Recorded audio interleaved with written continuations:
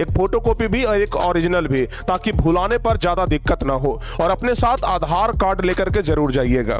तो एक आधार कार्ड और एडमिट कार्ड, ये दोनों भूलिएगा मत। जिस दिन परीक्षा है ना, तो जाने से पहले एकदम जांच कर लीजिएगा, चेक कर लीजिएगा। जाने से पहले इस वीडियो को देख लीजिएगा, स्क्रीनशॉट ले लीजिएगा कि आखिर प्रिंस सर कौन कौन सा बात बोले थे, वो 5 बात। तो पहला तो यह है कि आधार कार्ड और एडमिट कार्ड अपने साथ लेकर के जाइएगा, छोड़िएगा मत। दूसरा है कि परीक्षा में घर से पहले निकलें। बहुत सारे बच्चे क्या करते हैं कि अपने दोस्त के चक्कर में रह जाते हैं, या फिर कहते हैं कि बस बगल में तो है परीक्षा हॉल, तुरंत पहुंच जाएंगे, परीक्षा सेंटर तो बगल में ही है।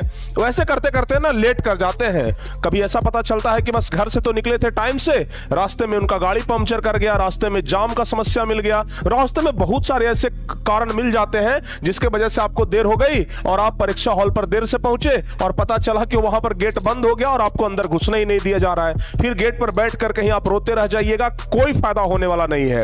इसलिए अगर आपका परीक्षा 10:30 बजे से है तो कोशिश करिए कि 9:30 बजे तक हम अपने परीक्षा हॉल के पास पहुंच जाएं।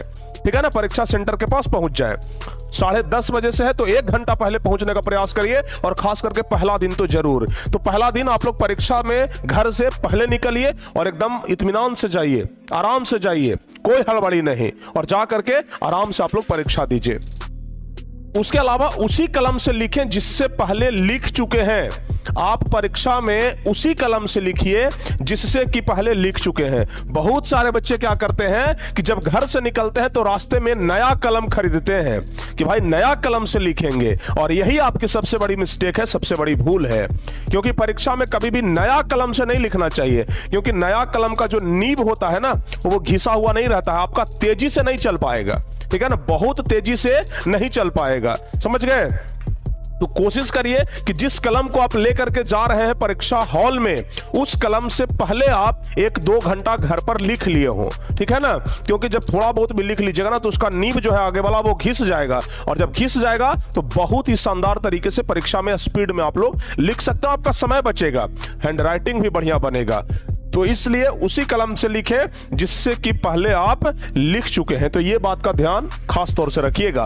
ये बहुत ही महत्वपूर्ण लाइन है तो छोटा लाइन है लेकिन बहुत ही महत्वपूर्ण लाइन है, तो इसका ध्यान आप लोग खास तौर से रखिएगा। उसके बाद कोई भी घड़ी तो हम यहां पर लिख दिए हैं, लेकिन हम आपको कहते हैं कोई भी इलेक्ट्रिक गैजेट लेकर के मत जाइएगा।